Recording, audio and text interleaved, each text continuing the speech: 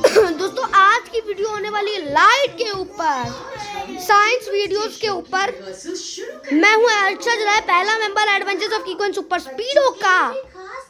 तो मैं ये बता दूं कि क्या क्या लाइट होती है। लाइट असली में होती क्या है? लाइट एक बीम होती है एनर्जी की, जो 3 लाख किलोमीटर की स्पीड से ट्रैवल करती है। और जो लाइट है वो ना एम्प्टी ट्रैवल करती है।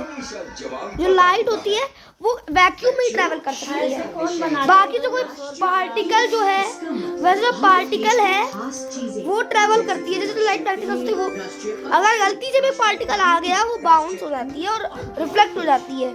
पहले मैं आपको बता दूं ल्यूमिनस और नॉन ल्यूमिनस के बारे में। तो ल्यूमिनस ऑब्जेक्ट जो होता है, तो जो ल्यूमिनस ऑब्जेक्ट है वो क्या होता है?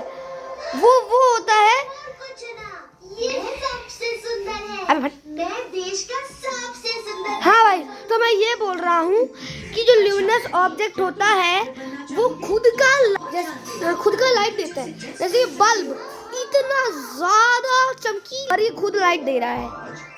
लेकिन ना 2 तरीके के लाइट होते हैं, नेचुरल, आर्टिफिशियल। नेचुरल सोर्सेज वो होते हैं जो नेचुरल है, जो पहले से ही बन गए हैं, किसी ने बनाए नहीं है। तो जो है sun, stars, glow worms, fireflies etcetera. बाकी जो दूसरे हैं आर्टिफिशियल, वो इंसान बनाते हैं। बल्ब, बर्निंग कैंडल, टॉर्च, ये सब इंसान के लिए इंसान बनाते हैं। ठीक है, तो क्या होता है इसमें? जो लाइट होती है, अब मैं आपको बता दूं परछाई कैसे बनती है। परछाई पता कैसे बनती है? जैसे यहाँ पर जो है, यहाँ पर ये मेरी परछाई है, क्योंकि यहाँ पर लाइट है। और जो लाइट है वो मैं ओपेक की ऑब्जेक्ट को इसलिए ब्लॉक कर रहा है। मैं ना ऑब्स्ट्रक्ट कर रहा हूँ पाथ ऑफ लाइट को, इसीलिए परछाई बन रही है। ऐसा इसीलिए हो रहा है। ओके, अब मैं आपको बता दूं ट्रांसपेरेंट, ट्रांसलूसेंट और ओपेक की ऑब्जेक्ट क्या है। ट्रांसपेरेंट ऑब्जेक्ट वो होता है जो ट्रांसपेरेंट ऑब्जेक्ट, ये देखो ट्रांसपेरेंट, ये अभी ट्रॉफी ऑफी है, लेकिन ये देखो ये पूरा ट्रांसपेरेंट है क्योंकि क्लियर ग्लास है। क्लियर ग्लास और पानी, ये दोनों एकदम ट्रांसपेरेंट होते हैं। और फ्रॉस्टेड ग्लास जो होता है, बटर पेपर और जो थिन टिश्यू पेपर, वो होता है ट्रांसलूसेंट। ओके, ट्रांसलूसेंट वो क्या करते हैं, वो थोड़ी सी लाइट को अपने आर पार जाने देते हैं, जबकि ट्रांसपेरेंट क्या करते हैं, सारी लाइट को अपने आर पार जाने देते हैं। ओपेक के ऑब्जेक्ट वो होते हैं जो लाइट को आर पार जाने ही नहीं देते हैं, रोक लेते हैं। तो ट्रांसपेरेंट ऑब्जेक्ट की कोई परछाई नहीं बनेगी, ट्रांसलूसेंट की बहुत ज्यादा फेंट बनेगी। और जो ओपेक जो ऑब्जेक्ट है वो कोने में खड़ा रहना ब्राइट परछाई बनाएगा। वो स्टेज पर बीच में खड़ी रहना चाहती। तो भाई मैं ये बोल रहा हूँ, तभी तो मेरी परछाई बन रही है।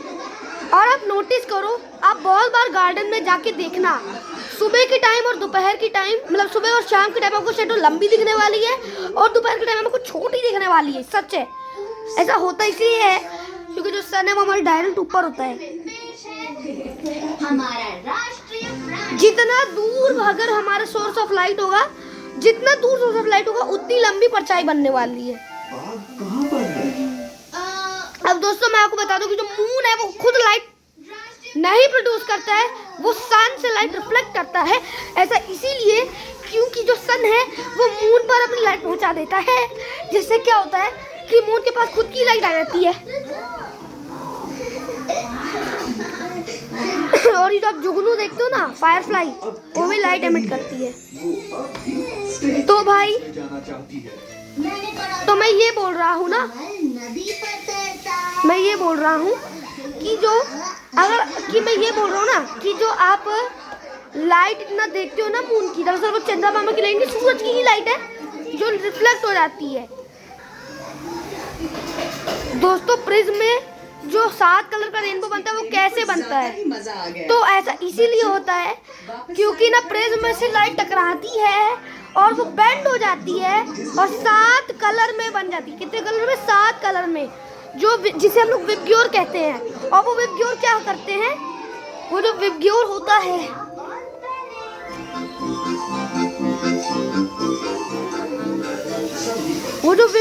है वो हमें रेनबो की तरह दिखाई देता है। और दोस्तों रिफ्लेक्शन ऑफ लाइट क्यों क्या होता है?